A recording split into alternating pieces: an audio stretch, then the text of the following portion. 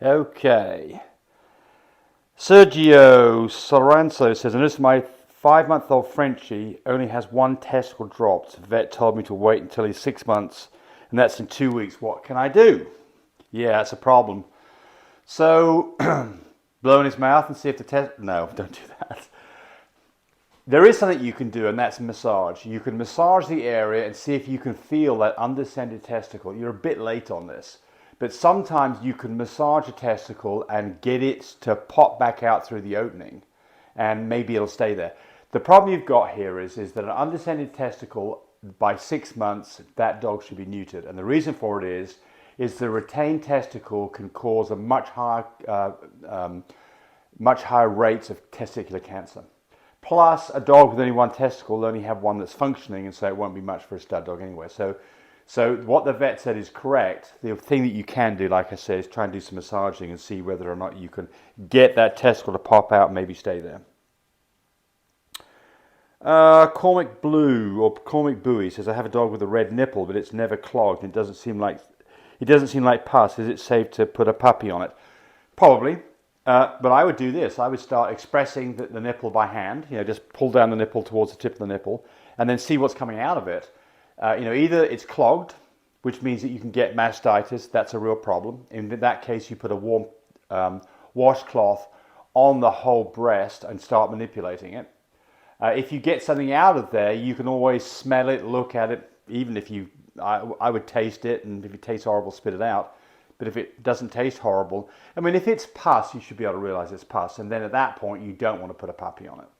And if you've got pus, you need antibiotics, and you do need to get this thing working. Otherwise, it will probably turn into a very hard, hot, lumped up breast that will then end up getting mastitis that can then get an infection, an abscess, and all kinds of bad things. You can lose a dog over this.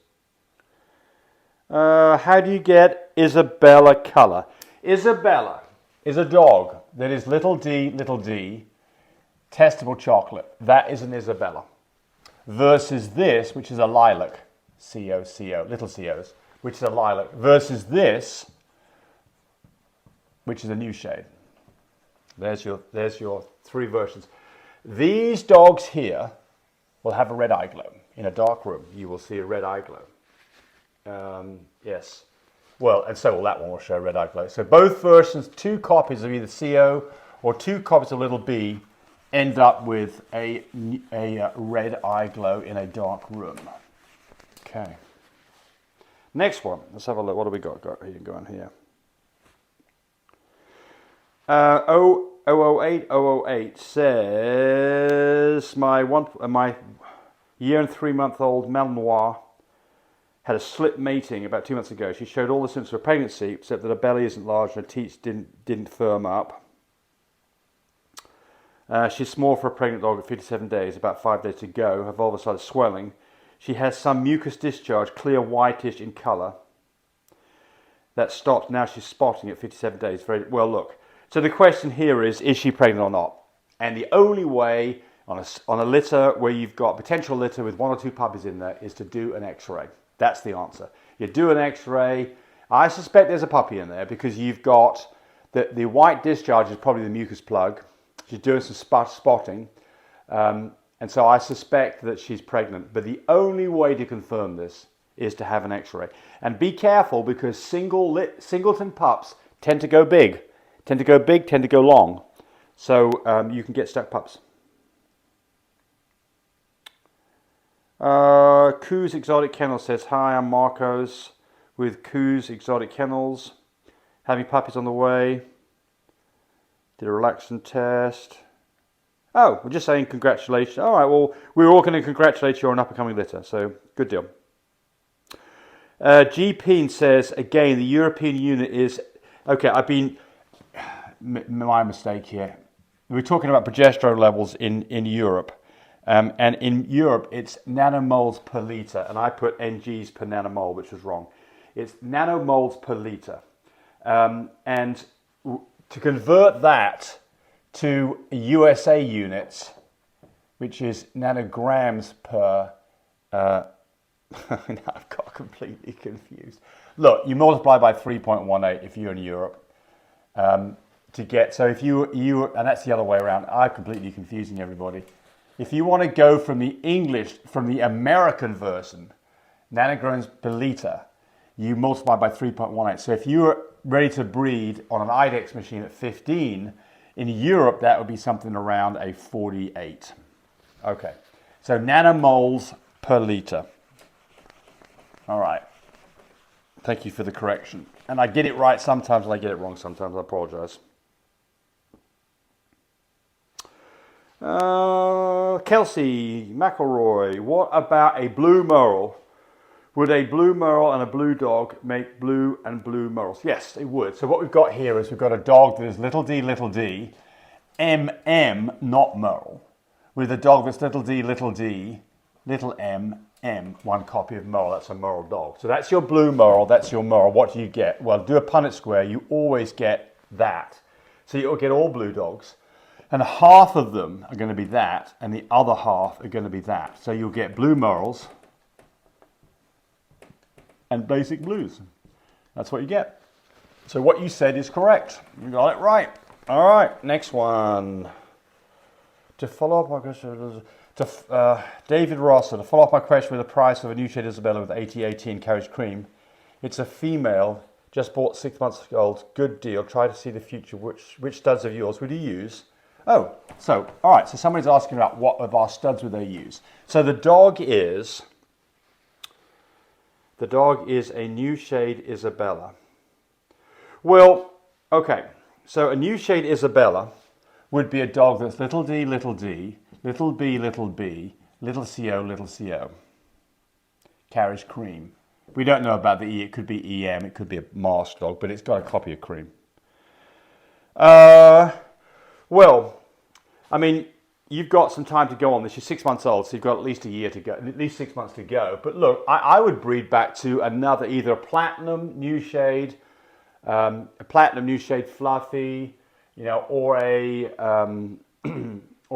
a just a new shade. I mean, basically, I would try to match up with a dog that's this, at the least, and that way you get all new shades out of it.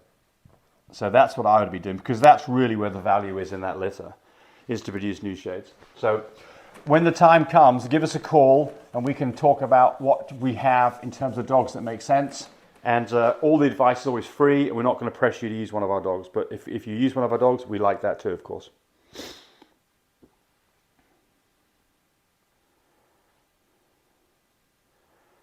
What would you call, Vlad the Impaler, what would you call that kind of dog based on the coat? It's blue, but just lighter because it's a puppy. Well, you haven't shown me a picture here, so unfortunately I can't tell you what you're looking at here. So, look, I can tell you this. If you try to guess on the color of a dog without any information, you'll get it wrong quite often. It's always best to get a DNA test. It's not that expensive. Go to Animal Genetics, get a DNA test, find out what you've got, and then you'll know.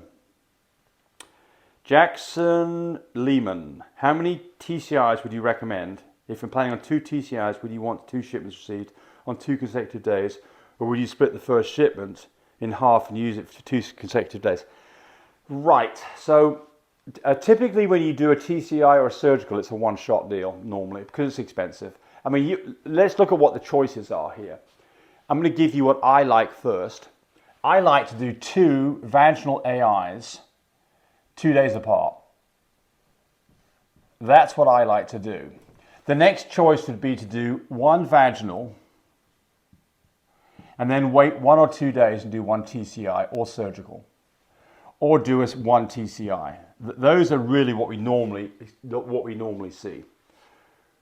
Why do I like this one? Because you've extended your window of opportunity to get a dog pregnant by at least a couple of days, because you've spread the whole thing out. And the problem with this is you never quite know whether the progesterone numbers that you're getting, how they actually line up with ovulation. So, you know, there's an inference here. 2 days after ovulation, dog should be ready. Better yet, on an IDEX machine, a dog that's at 15. Remember, so if you were doing this, you do your first AI on 15, do the second one 2 days apart, and then you expect the number to be something around probably 25 to 30. if you're going to do a single TCI, you do that a day later, and there are definite times that a TCI surgical makes sense, specifically if you are late on your timing. If you do a progesterone test, you find the numbers are high, like 25 or higher, then definitely I would do a TCI. And why the TCI? Because you're putting the semen directly into the cervix, or with an SI, you're actually opening it up, putting it directly into one of the horns of the uterus. Another reason to go this direction is you have poor semen quality. If you think of it this way, if you're doing a vaginal AI, then quite a bit of the semen never gets up to the cervix, never gets up into the uterus, and that is not helping the process. But if you're putting it very close to the cervix, inside the cervix, or better yet, in the uterus, you can have less semen and still get a good result. So, long-winded answer is, I would just do a single TCI, but make sure you're doing it on the right numbers, which would be above a 25 on an IDEX and probably above a 30 on a fine care.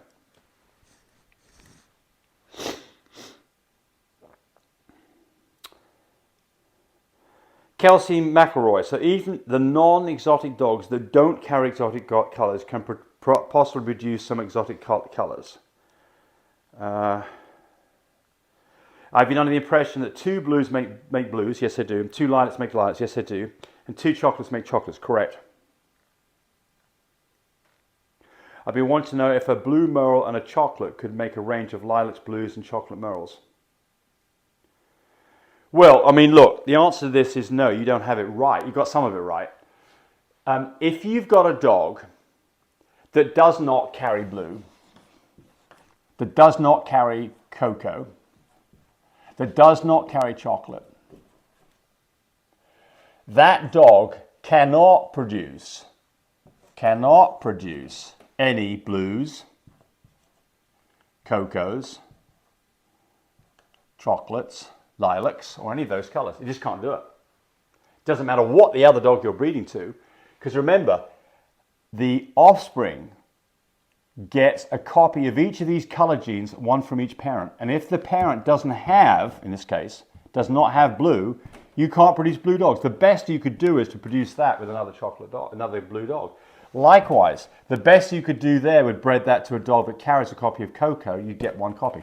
And likewise again on this. That's the best that you can do. That dog, puppy, can go on to make exotic colours. But you've got to have, both parents have to have a copy of the gene that you're looking for to be able to produce that colour. That's what's called its phenotype versus its genotype, being that it carries it but doesn't express it. So basically, the last part of your question, I want to know if a blue merle and a chocolate could produce a range of light. So let's just talk about the last part of this question. So the last part of this question she asks, or Kelsey asks, is a blue merle. So here's our blue merle dog.